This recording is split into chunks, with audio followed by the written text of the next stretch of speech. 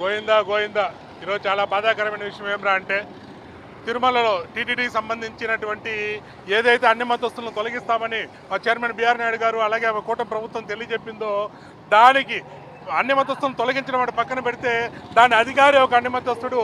దానికన్నా బాధాకరం ఏమంటే అతను బ్రహ్మకుమారి డివోటీ అని అంటే కేవలం హిందువులకు వ్యతిరేకంగా ఇట్లా ముస్లిం కావచ్చు, క్రిస్టియన్ కావచ్చు, హిందువులు కావచ్చు, నెక్స్ట్ జనరేషన్ లేకుండా నాశనం చేయాలనుకునే సంస్థ ఏదైనా ప్రపంచంలో ఉందంటే అది బ్రహ్మకుమారి సంస్థ.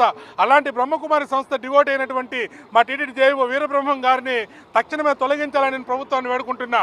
అయ్యా, ఇతను జేఈఓగా జాయిన్ కాకముందు బ్రహ్మకుమారి సంస్థకి వెళ్ళి అక్కడ బ్రహ్మబాబా దయ వల్ల జేఈఓ పోస్టింగ్ వచ్చిందని, ఎప్పుడు బ్రహ్మబాబాకు విధేయుడిగా పనిచేస్తానని చెబుతూ తిరుమల గుడి ఏదైతే ఉందో ఆ తిరుమల గుడే బ్రహ్మబాబా జ్ఞాపకార్థం అని చెప్పినటువంటి ఈ జేఈఓ శ్రీనివాసరాజు గారిని ఎందుకు ఇంకా కొనసాగిస్తున్నారు? ఇంటెలిజెన్స్ ఏం చేస్తోందని నేను ప్రశ్నిస్తున్నా. దయచేసి మా తిరుమల తిరుపతి పవిత్రతని, తిరుమల యొక్క హిందువుల యొక్క భక్తుల మనోభావాల్ని కాపాడాలని తక్షణమే మా టీటీడీ జేఈఓ ఎవరైతే ఉన్నారో వీరబ్రహ్మం గారిని, వారిని విధుల నుంచి తొలగించాలని ప్రభుత్వ శాఖ తరలించాలని నేను మనస్ఫూర్తిగా వేడుకుంటున్నా.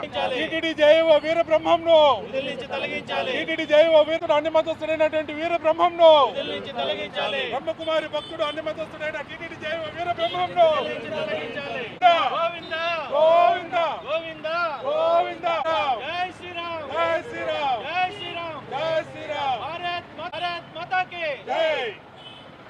జై శ్రీరామ్. తిరుమల తిరుపతి దేవస్థానంలో జేఈఓగా ఉద్యోగం నిర్వహిస్తున్న వీరబ్రహ్మం గారు బ్రహ్మకుమారి సంస్థకి అనుబంధంగా పనిచేస్తూ మన హిందూ ధర్మానికి వ్యతిరేకంగా పనిచేస్తున్నారు. వారు రకరకాల కార్యక్రమాల్లో పాల్గొంటూ హిందూ వ్యతిరేక పనులకి పాల్పడడం చాలా దుర్మార్గం. దీన్ని హిందూ చైతన్య వేదిక తరఫున తీవ్రంగా ఖండిస్తున్నాం.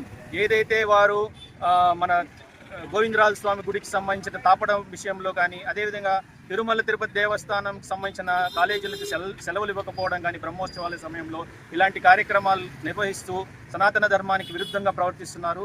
వారి మీద చర్యలు తీసుకోవాలని ప్రభుత్వాన్ని కోరుతున్నాం. జై శ్రీరామ్. అదేవిధంగా నాగలాపురం మండలంలో జరుగుతున్న అకృత్యాల గురించి కూడా ప్రభుత్వం దృష్టి పెట్టాలి.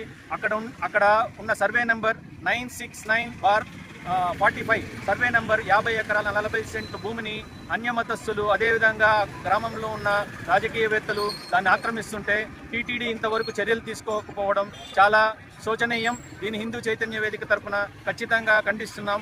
వారు కానీ తక్షణమే చర్యలు తీసుకోకుండా దేవాలయ భూముల్ని ఆక్రమణకు గురి చేస్తూ ఇబ్బందులు పెడుతూ మన సనాతన ధర్మానికి సంబంధించిన టీటీడీ ఆస్తులకి అన్యక్రాంతం అవుతున్నా కూడా నీలమేషాలు లెక్క పెడుతూ దాన్ని ఏమీ పని చేయకుండా ఉంటే దీని మీద ఖచ్చితంగా పోరాటం చేస్తున్నాం అని హిందూ చైతన్య వేదిక తరఫున చెప్తున్నాం.